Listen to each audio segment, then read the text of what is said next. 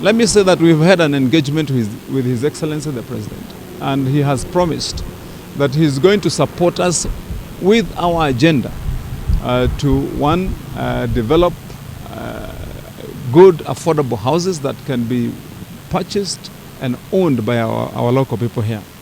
We'll see, because we have a good agenda of building markets, and we've also agreed that he's going to help us. Here at Kolping, for example, and the other places in Gatuanyaga there, can we develop a good market whereby our people can be actively engaged and have employment?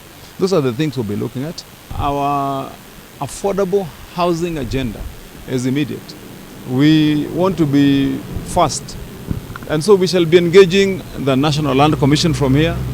We shall be engaging the Ministry of Lands to ensure that the titles are ready. We have a date with Survey of Kenya, and we'll see how quickly they're able to process the paperwork. But on the question of are we going to be seeing structures up within another 2 months, 3 months, the answer is yes. Because we already have other parcels of land, not this one. We have other parcels of land as Kiambu County that are ready for uptake for the affordable housing agenda. Those ones we shall engage immediately because we have been ready. We have some parcels in Thika town, we have some in Roiro, we have some in Kiambu town, we have some in Limuru.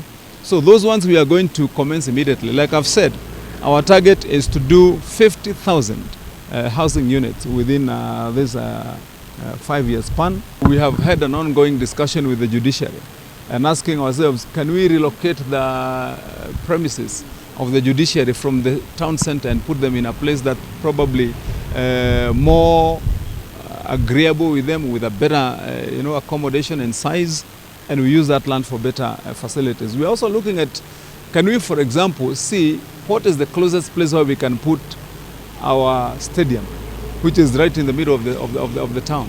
And we'll be asking, if we get a facility in a better location, can we utilize that land in a better way? As you've said, for example, the prison. Are you looking at having the prison right in the heartbeat of CBD? Some of those facilities, including some administrative offices of government, of national government. You go to some of our towns, like I said earlier, in a place like Kiambu, you find like the county commissioners and other offices are right in the heart of the town. Can we look for alternative land nearby? And we agree that we can put up those facilities and we can open up the CBD for purposes of what it's supposed to be. That is trading and accommodation. That's the kind of thinking that we're having. The property is left to the management of the county government. So, as is recognized by law, and when the agreement was reached to surrender part of this land, it was reached, and the agreement is between the county government and the proprietor and the lessee, who is Delmonte. So the 600 and almost 90 acres that has been surrendered in 4 different pieces.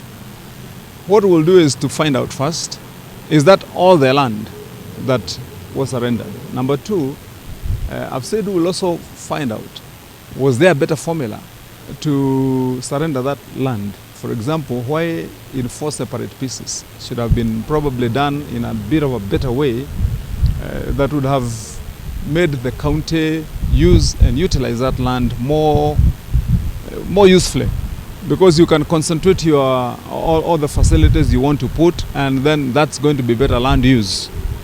We'll also be finding out, as far as the agreement is concerned, were all the necessary aspects of security to the county government in terms of ownership captured.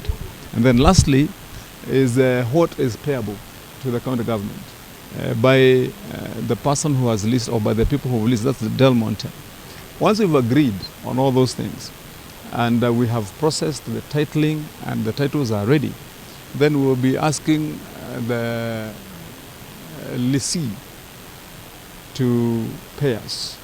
And I believe that's money that's going to be used in a good way to assist these local communities.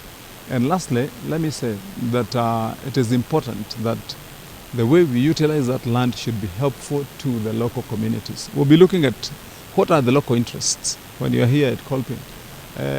What facilities are not available here that should be put up by the county government in the surrendered land. We are looking at hospitals, we are looking at schools, we are looking at sports facilities, we are looking at doing affordable housing, and once we do those things, we believe that they're going to be useful to the community. Most important is once we have done our planning, we will come and do public participation. We'll engage members of the public here, find out are they happy and satisfied with the plans that we have. If they say they're happy, then we'll proceed